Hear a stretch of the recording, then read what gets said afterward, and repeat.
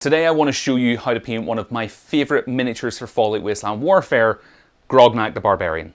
And later on in the video I'm going to be telling you how you can get your hands on a custom scenario expansion for Fallout Wasteland Warfare that is based on the Grognak comics from Fallout 4.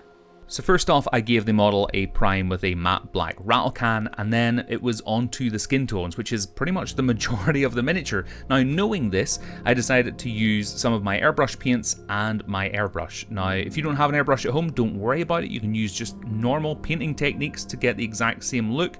Equally though, if you want to get an airbrush, the one I'm using costs like £20. I've done a video for it. I'll leave a link to that up in the top right of the screen.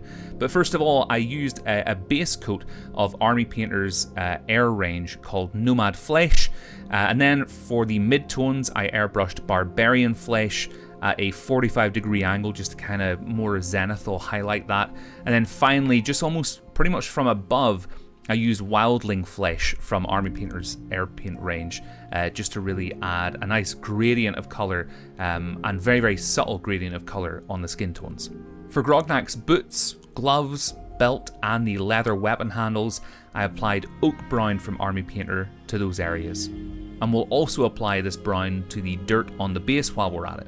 Really, for me, whenever I'm painting miniatures, one of the things that I'm always looking for is, can I get this miniature painted with as few colours as possible and as quickly as possible? And that's exactly what we're doing here. We're only going to be using a handful of paints in order to get the whole thing done. For Grognak's loincloth or tunic, whatever this fabric is around his waist, I applied Army Green from Army Painter for the main pieces of fabric, and then applied Citadel's skeleton bone to the underside of the cloth around the waist, as well as the trim on the boots. For Grognak's weaponry, I added Army Painter's Dark Stone to the axe shaft and recesses before applying Dungeon Grey to the axe blade, as well as the entirety of the sword and belt studs, just to give a little bit of contrast there.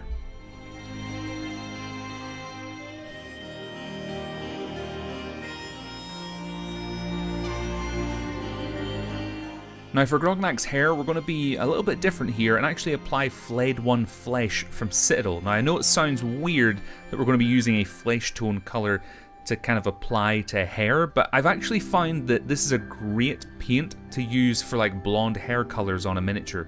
Because usually if you're going in with yellows and all that kind of stuff, it's just too vibrant and too contrasted. For me, Flayed One Flesh is a really beautiful way of getting kind of desaturated blonde hair on a mini. Now we get to start applying washes, which means that we're almost done with the miniature.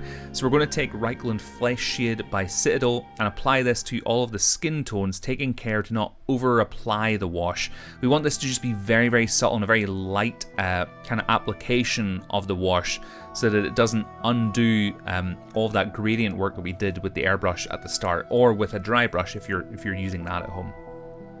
We want a very light covering and almost zero pools.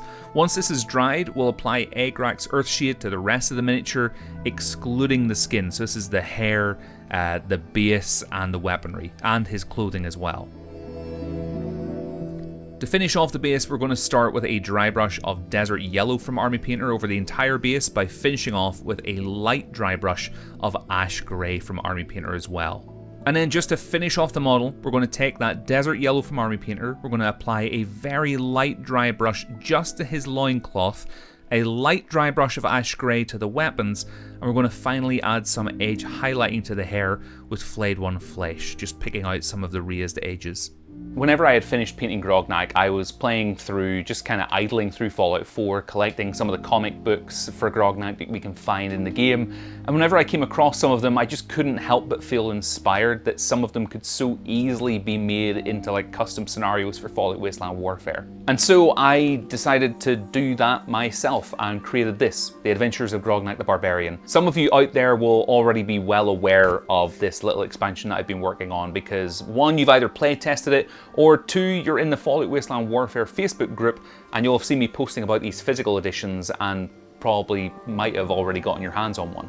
This is an entirely unendorsed, unofficial scenario expansion for Fallout Wasteland Warfare, and inside it's a 16-page booklet or release, and inside you'll find some scenarios that are based on the comic books for Grognak that we can find in the games, like In the Lair of the Virgin Eater, In the Bosom of the Corsair Queen, and What Sorcery This. What I wanted to do with these expansions was to give you a reason to get to the table some of those miniatures that exist for Fallout Wasteland Warfare, but that we don't necessarily have a reason to play with. It goes without saying that this is entirely unofficial and unendorsed, but I wanted to try and find a way to get this to you at home so you can enjoy it as well. I've been working on this for, we put about 6 months of work into this through kind of coming up with the ideas for the scenarios and then sending them out to play testers through Discord to try, and I'm pretty proud of it. And so if you want to get your hands on it, I am releasing the PDF. It's completely free over on Ko-Fi. I'll leave a link down in the video description to where you can go and get it. And I've equally got a few painting guides and painting tutorials up on that Ko-Fi store as well. Like I say, it's all pay what you want or free. If you want to leave me a little tip, I massively appreciate that. I can use that money to get new equipment or put it into development on the next little scenario expansion that I'm working on. But that's it for today's video. If there are narrative expansions you wish existed for Fallout Wasteland Warfare, let me know down in the comments. I might just be crazy enough to do them. And I may or may not be fleshing out an idea for a full narrative campaign that reenacts the Battle of Hoover Dam. Totally not working on that. No, that would be crazy.